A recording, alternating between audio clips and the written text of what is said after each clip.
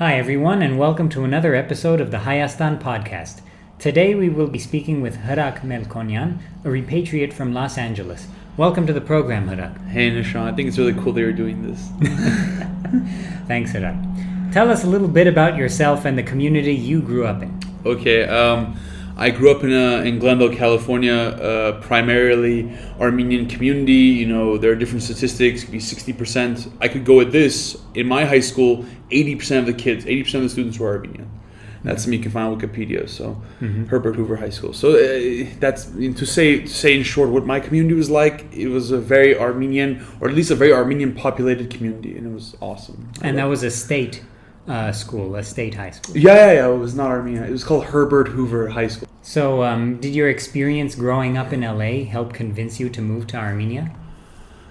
You know, no, because growing up in LA, it seemed like, if I would use I know this is going to sound dorky, but use a Lord of the Rings example. We were in the inner sanctuary, it felt like. We were in the Citadel or Gondor. We were secure. Everything was going to be just fine. There's so many Armenians. If you're interested in Armenian scouts, there's Armenian scouts. You're interested in Armenian sports, there's Armenian sports. Armenian anime group, we have that too. We had everything, including the word Armenian in it. So it seemed like I wasn't thinking about Armenia growing up. I was thinking about being Armenian, but I wasn't thinking about Armenia, the place, growing up. I just thought, this is it. We have everything here.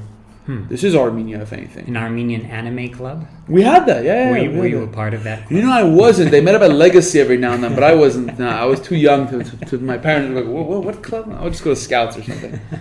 That's good. So, did you experience culture shock when you moved to Armenia? Not at all, because half of the Armenians growing up in my city of Glendale, the ones I went to high school with, I saw in gym locker rooms and stuff, they were Hayastansi. Here they call them Tegatsi, or locals, because this is where they're from and where our brothers are from. And when our brothers came over to Glendale, well, they were there. We saw them. It was the same type of deal. If anything, seeing them here in their own environment was like they were more comfortable. So it was, it was super, from the first day it was very normal. They knew what a Barskahai was, so it wasn't like I was a complete stranger. My identity and my accent wasn't a complete, oddity to them. It was pretty normal. So you're a Barskahai. Yeah. So how did you feel as a Barskahai living in LA and as a Barskahai living now in Armenia? Okay, so what are some of the differences? That's a good question, because in LA, they're I don't know how many thousands, 10,000, 40,000, I don't know what the number is. It's everywhere around you. There's 1,000 Barskahs just in my school. So, or 800 or whatever the number is. There's so many Barskahs around here. I was in scouts and sports, so there's Barskahs there. We had our own little Armenian universe. Then within that Armenian universe, we had a Barskahai universe. And so I didn't think it was strange, and I didn't think it was in any way not cool or anything. I thought actually it was double cool. I'm like, we're so, I don't know what the word is, cheery, chummy. We're very comedic type people. We just laugh all the time.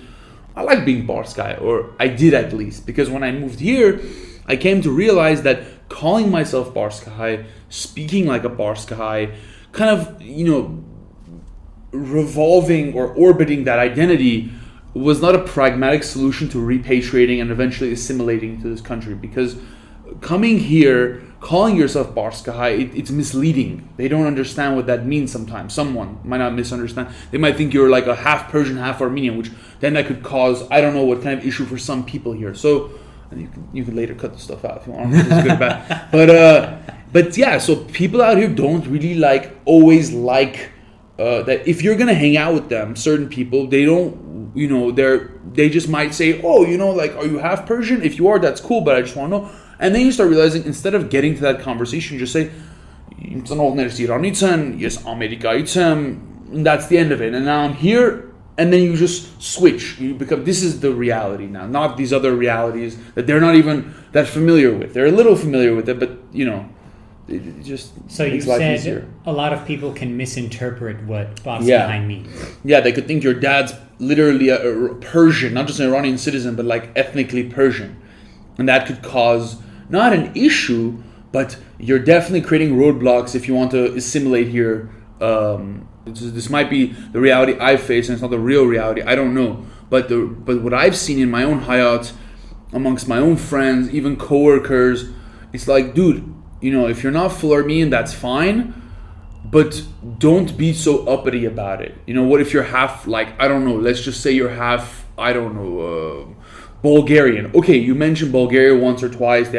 Or Hungarian. They have a great water polo team. Okay, get it. They have a great this, great that, great computer science program. Get it. But now you're here.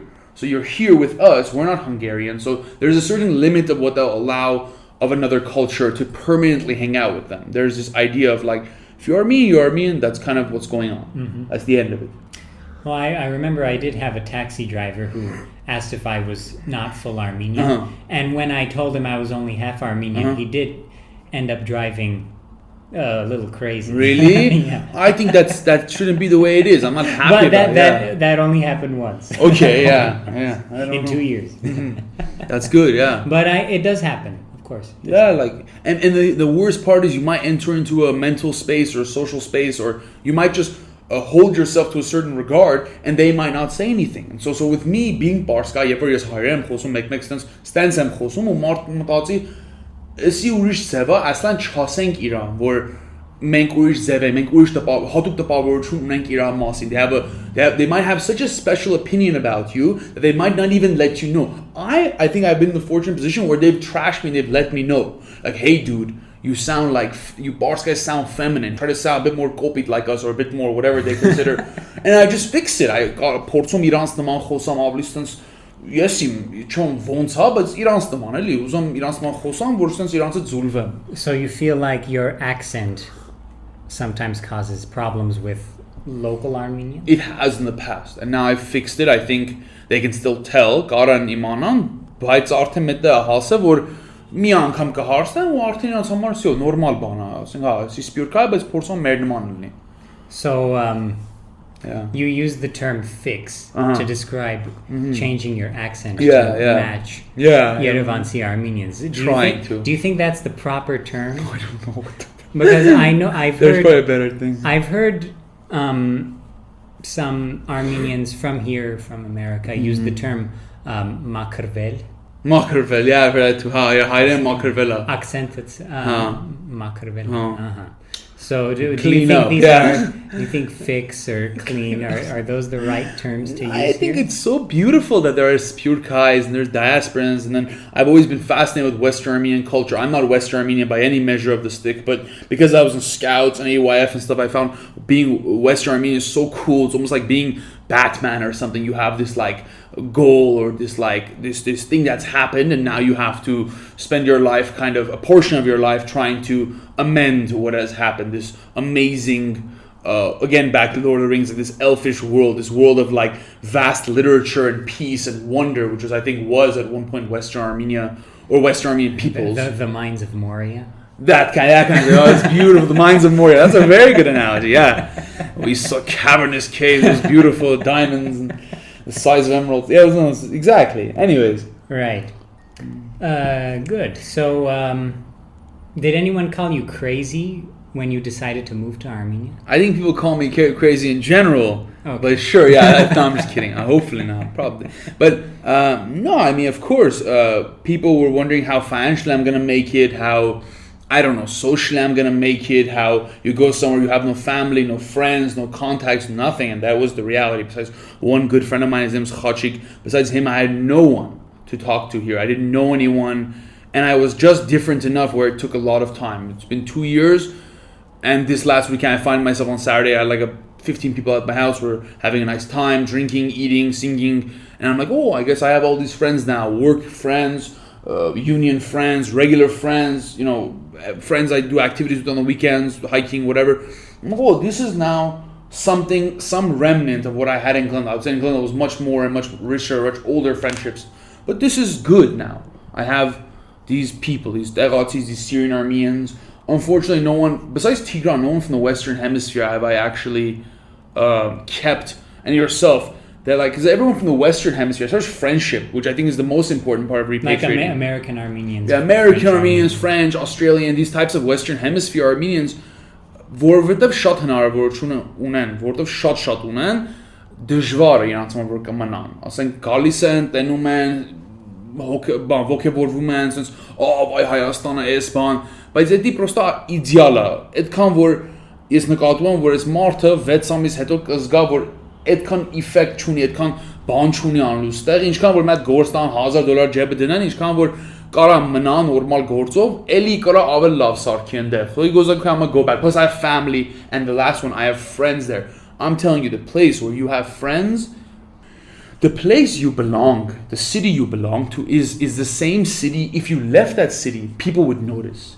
If people don't notice that you've left the city, that you don't belong to that city, that was not where you're from. So if I leave Yerevan now, some people ask me, have I fully repatriated here? I don't put a title on it. Now at this point, 2 years later, people are going to remember I left. If I did leave, which I never will, but if I left, people will remember that. They'll say, oh wow, he left, he's gone. And if people remember you, that you've left, then you belong to that place. You are now an integral part of that thing. I think a lot of Deratzis, when they want people to repatriate, they often, sometimes they might forget about how hard it is to leave your family behind. Because a lot of the time, especially if you're a second, third, fourth generation, you have grandparents who can't move out of the house or let alone out of the country. And it's, very hard for those people to commit to something as big as repatriation. And oftentimes, I think the vast majority of repatriates might want to go with their whole family. It would be more. I don't know the statistics on that, but I don't know stats on either. But I think overall, successful repatriation, I should put it this way: successful repatriation has been with the family. If you look at the Syrian Armenians who have stayed, those people came with their family, came with their friends. Iran's Kauta, Iran's Mashakuita, the whole culture of Aleppo and Damascus, they brought it, and so bringing that makes the difference. Where I'm one Bars guy from Glendale who grew up in an Arad Sipan basketball scouts environment, but I'm just one guy. Everyone else didn't come. I'm just the only member of that. The only other Bars guy I can deal with, he's not from like home Antman and stuff. So he doesn't, it's not the same. So it's I cannot bring my entire culture. I can only accept the culture here. And then throw a little bit of like hot change every now and then. I'll say like, oh, well, back when we did this for fun or whatever. And then go, well, that's interesting. And then that's the end of it because they don't know anything more. They don't know about that. So like you want to introduce Super Smash Brothers. I want to bring up Super Smash. Exactly. It's a great game for Nintendo GameCube. Anyways, it's an amazing game. Best game ever. Well, that's another interesting part of local Armenian culture that I don't think anyone really talks about is the video game culture. Yeah, and I was so excited when I first showed up because I saw all these video game parlors. I mean, what are they called? Video game clubs or whatever. They're like these underground basement. Yeah. You go there, it's smoke filled. The ventilation is Arena's pretty good, but the rest of them what do you got in there? You got a bunch of people playing Mortal Kombat, FIFA. I play table tennis actually at shooters. On Marshtots. I'm a pretty good table tennis player these days, so I'll kick anyone's butt in table tennis. But it's a smoke-filled place, and sometimes the Arma will come through.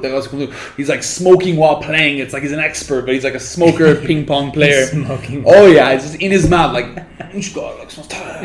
Does he think you can participate in the Olympics with a cigarette? That actually is a special Olympics just for the cigarette, not specialized in the other way, but just hatuk banka.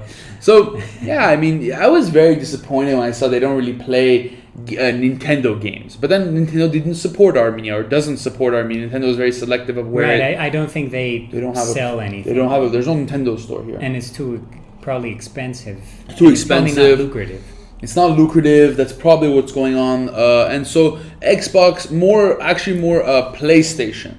Xbox and PlayStation has kind of just taken the market, and 4 games within PlayStation have taken the market. I'm sure there are some 16-year-olds out there. I've heard of some 16-year-old, 20-year-olds out there who have a Wii randomly, who have Brawl, which is, I don't like Brawl, but I mean, Brawl is a nice game. I don't like it, but cut this part out. So the video game thing wasn't, but I play chess, and even that's actually not that easy to find people, but I play chess. And I really enjoy. Have you ever been to the chess house near Yerevan? I have. I've been to Khanjian's chess Shakhmatun gnatsel եմ. bunch of young kids and old people. There's no one in their 20s. See, I used to play at Chess Palace. I was a member of a U.S. Chess Federation back in America, in Orange County, where I went to school. There was a place called Chess Palace, and then you get a bunch of 20-year-olds hanging out, smoking cigarettes, talking, playing music outside, just hanging out, and then you go indoors and you play serious tournaments for money. Here, you got a bunch of old guys and a bunch of little kids. The 20-year-olds are busy working because they're all married and stuff, and so. Oh. That sounded a bit mean, but you get my point. I mean, they have harder lives here. They can't just be sitting. Osman Hayastan Avanduchuna Mashakutayin Banabur Shachmatis thing. Chishta, go make you'll get prodigies and stuff. But overall, the regular local's busy with supporting himself financially and just having a nice time about it. He's not trying to stress himself out with extra puzzles. The puzzle of how 100,000 is going to pay for 200,000. That puzzle itself is enough for him to make rocks into bread is enough. The miracles of living out here, Vartsov. So Hrak, what kind of work have you been doing in Armenia? Well, to answer that question, I'll start with that. When I graduated at UC Irvine, I started working as a freight broker, what some people might call a truck dispatcher. And so what we do and what I do here and what I did over there is about the same. We find loads for local truck drivers in California. What we do is we contact that truck driver in the morning. Unfortunately, here it's at nighttime, so it's actually 5 p.m. to about 1 a.m. We work. And so what we do is we find loads. We call these truck drivers, ask them where they are, where they want to go, how much money they want, what kind of commodity they can take, insurance, whatever. And then we find loads for them.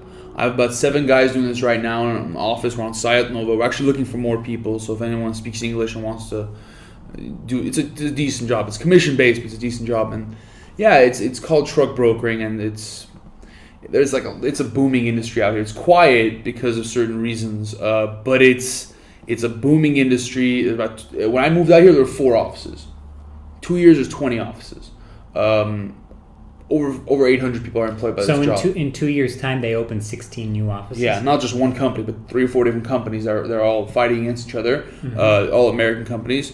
Yeah, basically, it's. I remember when I first came out here, and I was talking to someone, telling them what I do. They kind of didn't understand, or they thought I was making this up. And then I went to go get my blood test taken at the hospital, and some kid's like, well, so what do you do? And I'm like, oh, this. And he's like, oh yeah, my cousin does that. He has his office on whatever, Balkan. I'm like, oh yeah, well there it is. That's what I did. And then if they explain to him, in Glendale, you just say I'm a truck dispatcher. Everyone knows what that is. It's a commission-based, high-paying job. Some months are good, some months are bad, and it's a job. But as for future, I'm studying programming right now. JavaScript, web development, backend PHP, Node.js, whatever that means to whoever knows what that means. I'm going to learn basically web design and freelance and work for a company, stuff like that. So those are my 2 eggs, and they're pretty hot. So it's pretty good, yeah. Look, I'll say this much about working. If you're a native English speaker, you'll make easily $800 to $1,200 teaching English. As long as you're a normal person, you act professional, you come out here, come do Birthright. After your Birthright's over, you're going to be making a lot of money. They offered me, I'm not going to say where, but they offered me 600,000 dirham for teaching English. You just have to be funny, exciting. Of course, if you're a complete dullard or whatever the term is, you might not get such an opportunity. But if you can come out here, act like an American or act like someone from the West to some degree, however prejudice or racist that might seem, but just they might even tell you, like certain, I'm not going to mention which companies, but they tell you don't say you're Armenian. When you talk to these Persians or foreigners, whoever they are, when these students that meet you, they want an American. And it's like, okay. So I didn't want to do that job because I'm making more money doing truck dispatching, but way more money. But the idea is that you could go into that if you're what is a vaguely skilled soft skill, social science. If you're not a programmer, engineer, and you're worried, I want to come out there, you can live out here for $500 a month just fine, and you can make $1,000 a month. You save $6,000 a year. That's 5 years, $30,000. You can get an apartment out in the outskirts somewhere. I don't know where. Maybe like out of Komitas a little bit, but you can get $40,000. You can get something. So you can definitely have fun, work, be professional, teach English, whatever. If you don't know English like a native person, if you don't program, if you're not an engineer, if you're not a doctor, if you're not these types of things, if you're not a PhD from a decent country, whatever is a quote unquote decent country, decent degree, what can you do out here? Well, I'm not gonna lie to you, not too much. People out here are struggling just if you don't know English, you're probably going to struggle. And you're not an engineer or programmer, which if you're an engineer or programmer, the language of science is English language. You probably do know English. You just can't socially extrapolate things in English. But I'm not going to lie to you. There are only 4 or 5 options as far as making enough money where you say to your parents, I'm moving to Armenia, and it's a lucrative opportunity. For me, I'm making as much, anyone from America knows, as much as a regular 25, 28-year-old American makes, that's how much money I'm making. I'm not going to put a number on it, that number, and I'm spending $800 a month, which is considered a lot actually, or $1,000 a month, which is considered a lot here. So I'm spending that, I'm living off rent, I'm spending this much money, I'm making this much money, it's lucrative. Even if someone is not, the reality is that there's these 5 ways to make decent money, and then there is 25 ways to make okay money, and then there's 100 ways not to make money, or 1 billion ways not to make money. But the reality is that, your question earlier, someone called me crazy. Well, when they realized what I was going to do out here, a lot of people actually put their hands together and said, oh yeah, this sounds like a good lucrative scheme, making this much money out there, spending a little bit of money. This sounds just fine. I would come here and I would wipe the floors with my hands. And I don't care if that's a guy's job or a girl's job. I used to be a janitor at Saddleback Community College when I was 17 or 18 or whatever it was. I would move to this country for no reason, no ogut, no audit, no arvelution, for no advantage. I would come here. Now, luckily, I had this opportunity, so I came here with that. But the idea is that people called me crazy until they realized what kind of money I could be making. But I call them crazy for saying, "Oh, you need money to repatriate." That's what repatriation is to. For me, repatriation is a 1 generation, 2 generation sacrifice for 100 decent generations, for 20 decent generations. For as long as the atmosphere can hold humans, it can hold Armenians. We repatriate. We take it to some degree. It's a sacrifice. I love certain activities that I will never get to pursue out here because there's no one to pursue them with, except Nshan. Nshan's cool. He plays video games, but everyone else might look at you and say, nah, man, we're just doing this. And I'm like, okay, well, my life is now going to be like 10 times less fun in some regards, but that's what repatriation means. It's to some degree, it's struggling, but I think if you're the type of person that loves Armenia, loves being Armenian, it ultimately is rewarding. So, Hrak, let's talk a little bit about the diaspora. Mm-hmm. How do you feel about the management of the diasporan community in Los Angeles? Okay, well, this might not be a popular opinion, but I quantify management when I look at the children, the youth. That's how I used to appraise any diaspora's management. Before I talk about LA's, I'll just say, LA is a big place. I would go city by city. The Glendale diaspora are different than the Pasadena diaspora, the Montebello diaspora. Those are different, very different communities and different approaches. But I'll say this much. There's a certain level of action and knowledge that has to be instilled into a kid for me to say that this diaspora is doing a great job. What do I mean by this? If the kids don't speak Armenian, that diaspora is not doing a good job. If the kids don't know, and the kids speak Armenian, they don't know history very well. They don't know what Bagratuni dynasty is. They don't know about the Rubenid. They don't know about Kilikia. They don't know between Kilikia, Arachi Hanapeyutuna, there was like a 600-year, 400-year, whatever, 500-year gap. They don't know about these kinds of things. That's not good. If they don't study the Soviet Union, that's not good. So they need to study all those things. There's a lot of studying that has to be done for a diasporic community to be successful. It's not just money and going to church or going to Sunday Easter bazaar. That's all, that stuff is needed too. But the more important part is language, history, political awareness. You know who Sashik and Lefik is. You know who Levon Ter-Petrosyan is. You should name all 4 presidents like this. It should be shouldn't be even like a thought in your head. You should just know all 4 presidents, what they do, who Nikola is, why Nikola is different, is that good, is that bad. You should know what's going on. I expect this out of a youth. So these expectations are, of course, unreal. They're like the ideal, And if I were to name all 5 of them very quickly, it's political awareness, historical awareness, language acquisition. You can speak and be witty within the Armenian language. Anecdote ասես, հումորական տրամադրություն ունենաս քո խոսալուց մեջ, դա կարևոր է, ու քեզ հանգիստ բացատրես, it's all very important. And what else? Culture is a very, like when I say culture, I mean cultural experiences. An Armenian wedding, again, like bazaar activities like that. They set up shop and stuff, and then church and these kinds of things. Like hanging out with other Armenians. Again, being in Glendale, why am I so proud of it? Because I hung out with all these Armenians. Then I came out here and met all these other Armenians who are having trouble, who are failing to repatriate. Why? Because they don't even know what it's like to shoot the shit with the other Armenians. You can believe that, whatever. But they don't know what it's like to just hang out with other Armenians. And if you don't know what it's like to hang out with other Armenians, you're probably not going to stay out here. And I'm probably not going to know you because you're probably not a stable member of the repatriate or even regular Armenian community. So I'm pretty harsh when it comes to diaspora because the diaspora is failing. You go talk to a regular kid, his Armenian is not that great. His Armenian history and political knowledge is a joke. Even a 16-year-old or a 20-year-old is leagues behind a 15-year-old or 12-year-old out here in the local Armenian community. It's not good. It's not going to get better. I don't care how YouTube and media orientation, how, I have a very bleak. If I believed in diaspora, I would be there right now. I'm physically sitting in Yerevan because I don't believe in diaspora, because I think it's not going to work. And things like birthright exist to help. But unfortunately, birthright exists because there is a problem. If there was no problem, there would be no birthright.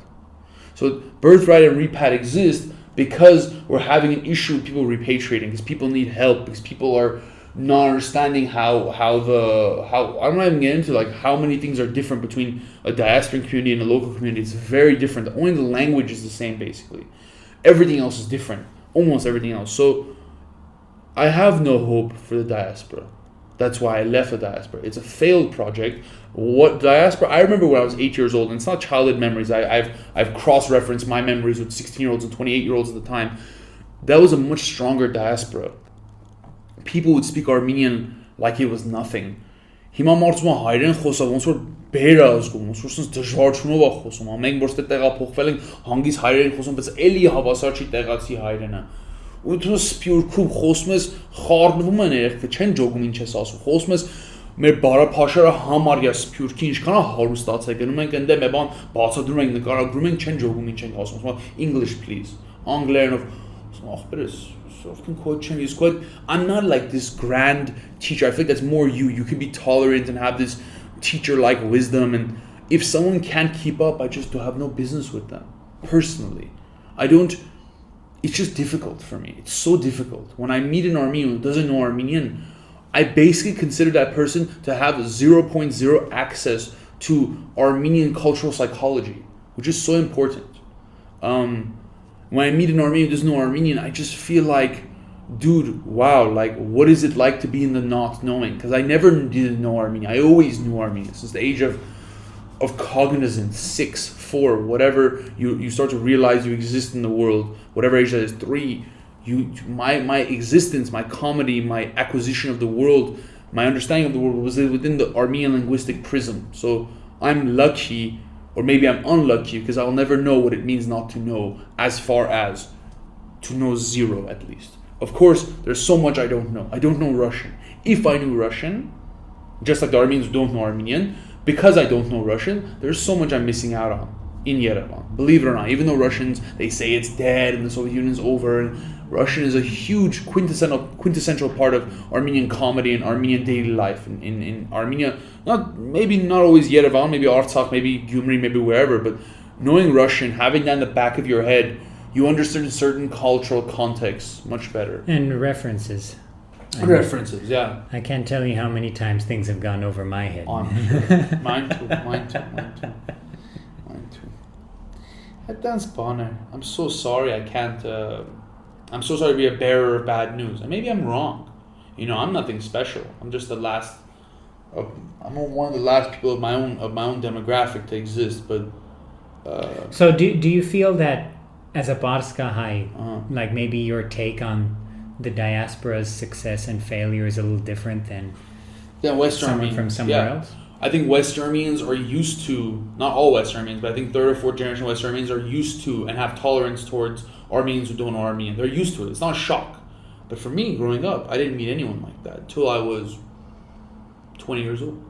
So for 20 years, if you don't experience that type of stuff, it's going to be a shock. So the culture shock was not moving here. The culture shock was going to Irvine, meeting some random Armenians who didn't know Armenian. That was the shock. When I went to Orange County, 1.5 hour away from Glendale, I go to Orange County like, whoa, why are you guys not speaking Armenian? You guys are the AYF. Oh, we don't speak Armenian here. Why?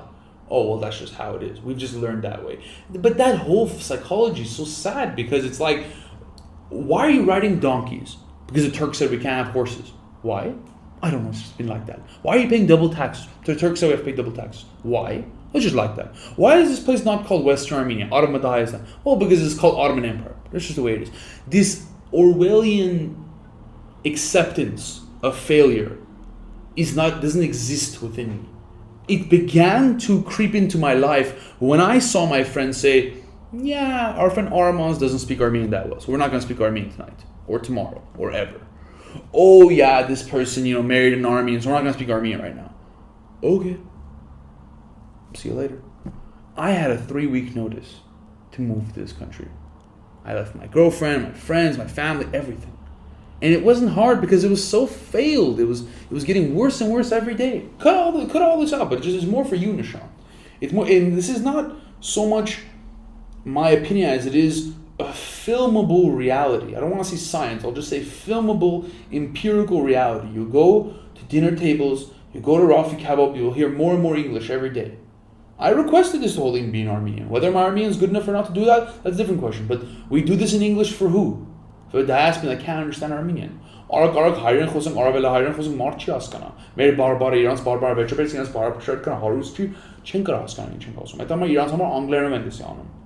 Բայց բնակաբար պետք է հայերենով անենք։ Մենք որ անգլերեն խոսում ենք հիմա իրանց համար է։ Մեր համար չի լինի։ Ամեն դու օստադ ես, you're a professor, bro, like you understand everything I'm saying. Դու քե ուրիշ ես, դու քե գիգանտ ես, but it's the reality. You ask me how the diaspora reality is, it's so bad we have to speak English in this interview. That's how bad it is. That's how bad it is. You answered your own question by saying this thing has to be in English. Or saying that most of it or part of it or whatever it is. Why does it have to be in English? Chera English, we have to. Why does it have to be in English? Because the reality. And I don't mind, because, I'm not worth much. I'm not a local, I'm not known for anything special, so I don't mind talking about this because no one else wants to talk about it.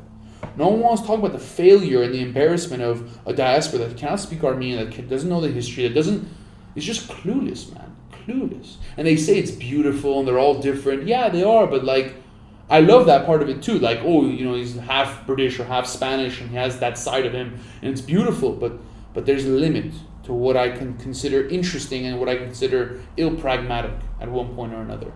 And I just, for my own purposes, I have high expectations and the diaspora is not meeting. Sometimes the local community is not meeting it. But I don't criticize locals because I am not a local. But I am a perfect demographic of where I'm from. I don't want to criticize Western Armenians too much. If you notice, I more or less will criticize my own people. Bars guys in Glendale. I'll criticize them because I grew up with them. I had the same challenges they did, similar financial situation, which wasn't a bad financial situation, but it was the same. Our parents were all making 80,000 or more or a little less or whatever it was. And that's just what it was. So you had the freedom. Why didn't you execute? And why did I execute? And what happened to you? And why did I end up being so Armenian? And why did you get whitewashed on the side of the road? What's going on? It's manipulation. It's Orwellian. It's 1984. Because the reality is, in that book 1984, you look at people don't know what's going on in Eurasia or East Asia, and then the war in East Asia is over, but it's starting. So this Velvet Revolution, was it good, was it bad? I'm not going to comment on that. What I will say is unanimously in the Spurk, everyone thinks everything's perfect right now. People think that we are having a financial breakthrough. We're not. Things are getting worse financially. Look into it. I brought statistics to your own home the last time. So it's not Pashinyan's fault. Or is it? That's not up to me.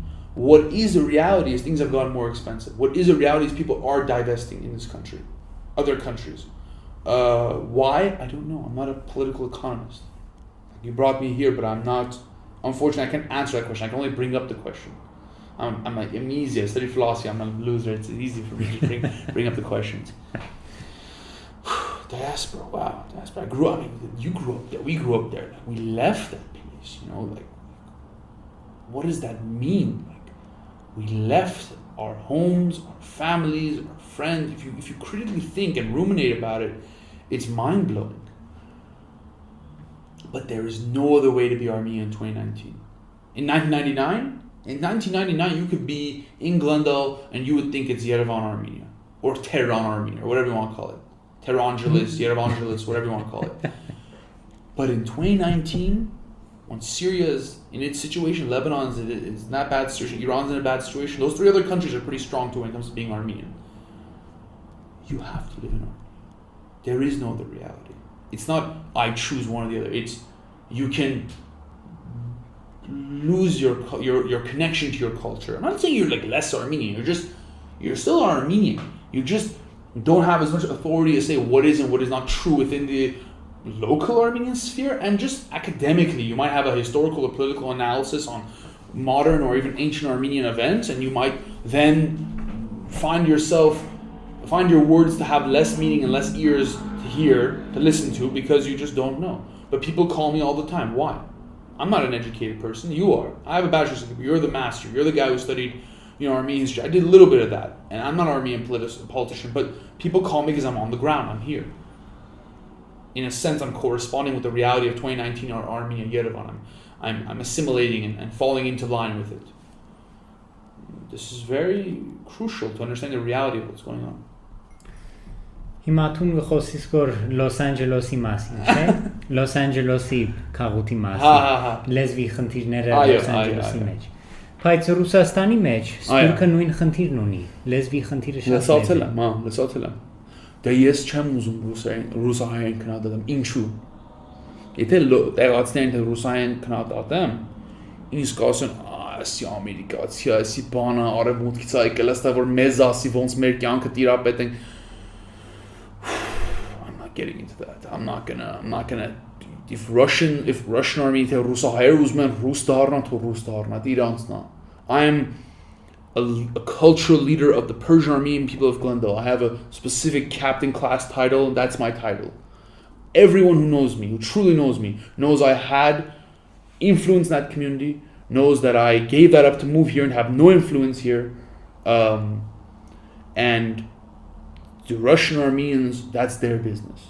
It's not my business. It could be your business. You seem like more of a masterful person. There are some people I consider like masters. What that means is like այդքան ուժեղ են, այդքան վարպետական բնավորությունն են, որ կոնոթան ուրիշ մարդկանց մեջ ասեն նայ, մենք էս ենք արել, դուք ինչ եք արել, բայց ես դա չի ասի իրանց։ Ես կասեմ նայ, դուք իմանում եք ձեր ձևը. I wouldn't walk into a local home and tell a wife and husband, oh, you have to be this way because in California they're like this. You guys have chosen your roles. Or maybe your parents chose your roles for you. I've seen a local guy yell at a local girl. I don't go up to them. And if someone strikes someone, I would stop him immediately as a human being, as a Samaritan. But in reality, if I see a guy yell at a girl, I'm like, dude, that's their thing. It sucks, but that's their thing. Even in California, to a degree, I would say it's their thing. But it's not really done as much in Glendale and whatever. Different cultures, different folks have different strokes. And those aren't my folks. I've never been to Russia. Not been to the airport, but I've never really been to Russia. I've never been to St. Petersburg. I want to go. I'm 28. I will be Armenian citizen. I will go. Get home and gotta tell me you don't sit opera. Gotta tell me vet some is ծրագրավորում են սովորաստեմ իրանց մի շփվեմ տեսամ ոնց են հայտնասեր են կա այնտեղ հոմեյտմենտ կա լցածել էստի դե հոմեյտմենտ կա հոմեյտմենտ կա այնտեղ դաշնակ հայ ես իմ կարող ուրիշ զոնտիկ տակում բայց հայ մարմնակրթական ընդհանուր միություն կա այնտեղ էդի կա հիմա չեմ չեմ կամստե տեսամ փողոցի վրա ասում հոմեյտմեն Russia տես մի բան հոմեյտմեն Ռուսաստան տես մի բան ասել են 4 հոգի են 8 հոգի են բայց կա what իրանց բանն է. They will be in charge of their own fate. Ռուսերեն գսորվին գերտանք. Գերտանք, պաժանուստա, ես։ So Hrak, do you have any other plans for the future? Again, I mentioned before I'm studying programming, so to become a programmer. But what would I do with that? I'd like to go to the villages or the outskirts or rayon cities or whatever it is of Armenia, not just Yerevan, not just the Gendron, not just Komitas, but really go out there, go to Lori, go to Vanadzor. I mean, these places are already being taken care of with the technology center to some degree, but I would go to a place where they don't have, and I would take with me 20 cheap HP computers, and I would go, you bring your kid, he learns coding. You teach him the Latin letters in 1 week, and then there's a 10-week workshop on coding. And to some degree, it's going to be like quick. We're going to see who can do it, who can't do it.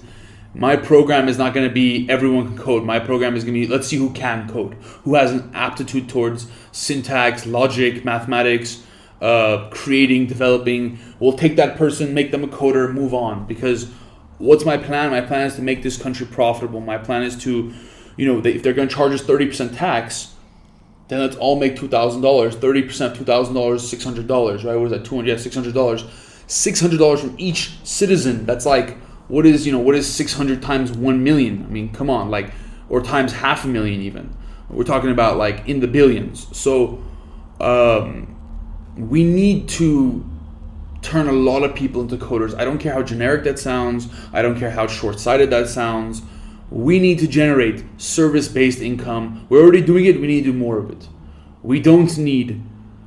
I'm not even going to mention what we don't need. There's lots of things we don't need that are being pursued. We don't need it right now.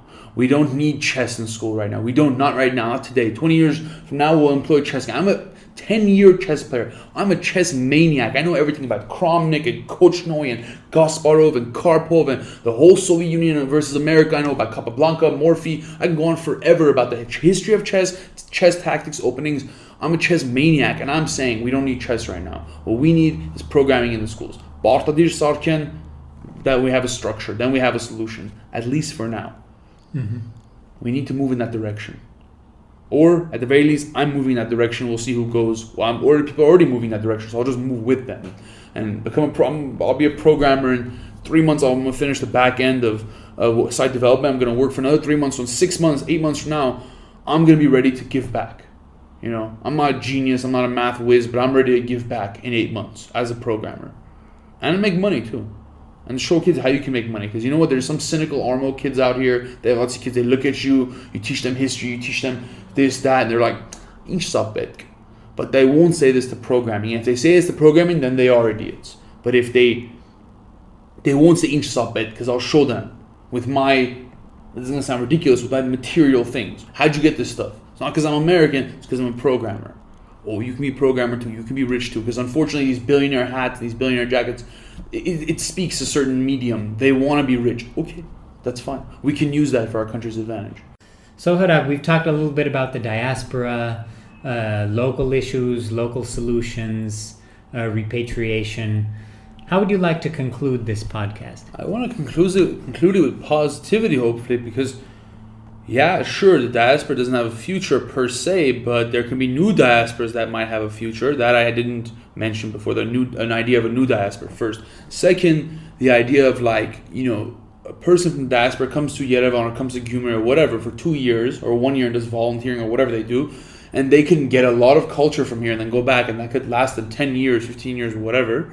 There is that idea. There is the idea of Syrian and Lebanese Armenians going to Western Hemisphere countries because of the problems of their own countries, and they will refuel the diaspora. That's another thing that can happen. Syrian Armenians going to California, that could really help. Lebanese Armenians going to Australia or whatever, that could really help. There are positives, and again, I mentioned the positives for programming and teaching English and other things like that. There are good things. We don't have that many chances, so we just have to do this right this time. We can't screw this up. We have to do it the right way. And let's have fun doing it. Again, I'm Bars guy. I like it. Even though I've been out here for a while, I've gotten a bit more serious. To be honest with you, I wasn't this serious when I was back. Glendale, I was just always laughing all the time. But now I've become quite a serious individual because of the seriousness of other people. They consider it weak if you're not serious and whatever. I don't want to get into all that. But ultimately, we have to just have a good time and strike it where it needs to be struck. And we have to do it right. We have to, get the right coding jobs. We have to get the right jobs and make enough money. And yeah. So what you're saying is Armenia needs money. It needs to make its own money. Right. Yeah. It can't wait for the money to pour in from outside. Yes. It needs a fishing rod. It doesn't need fish.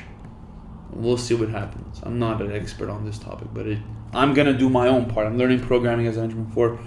I didn't want to learn programming. I was definitely not born to be a programmer. But this philosopher is becoming a programmer because that's what Armenia needs right now. And I'll be anything Armenia wants me to be. Simple as that. All right. Well, thank you, Hrak, for joining us on the program. Thank you, Nshan. Sorry. Anyways.